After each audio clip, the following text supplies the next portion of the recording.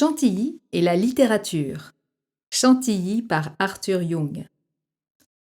Arthur Young, 1741-1820, agronome, journaliste et essayiste britannique, voyage en France à plusieurs reprises entre 1787 et 1789.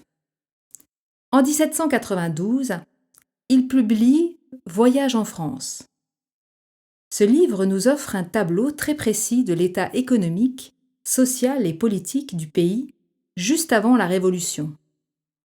Mœurs de la noblesse comme du peuple, techniques agricoles, état des routes, gastronomie, description des auberges comme des châteaux. Rien n'échappe à son observation. Bien entendu, il visite Chantilly, mais son avis sur le château est peu élogieux.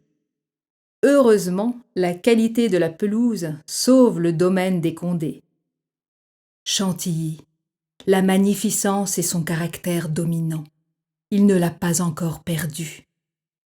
Il n'existe pas assez de goût ou de beauté pour en adoucir les traits.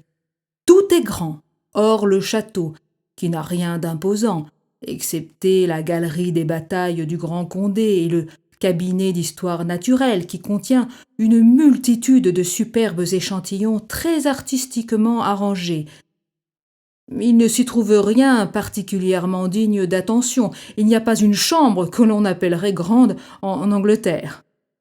Les écuries sont vraiment nobles et surpassent de beaucoup tout ce que j'ai vu de semblable. Elles ont 580 pieds de longueur et 40 de largeur et contiennent souvent 240 chevaux anglais. Ce que j'ai vu de plus conforme au goût anglais fut le tapis de verdure en face des écuries. Il est vaste et bien entretenu, preuve certaine qu'on peut avoir d'aussi belle verdure dans le nord de la France qu'en Angleterre. À bientôt!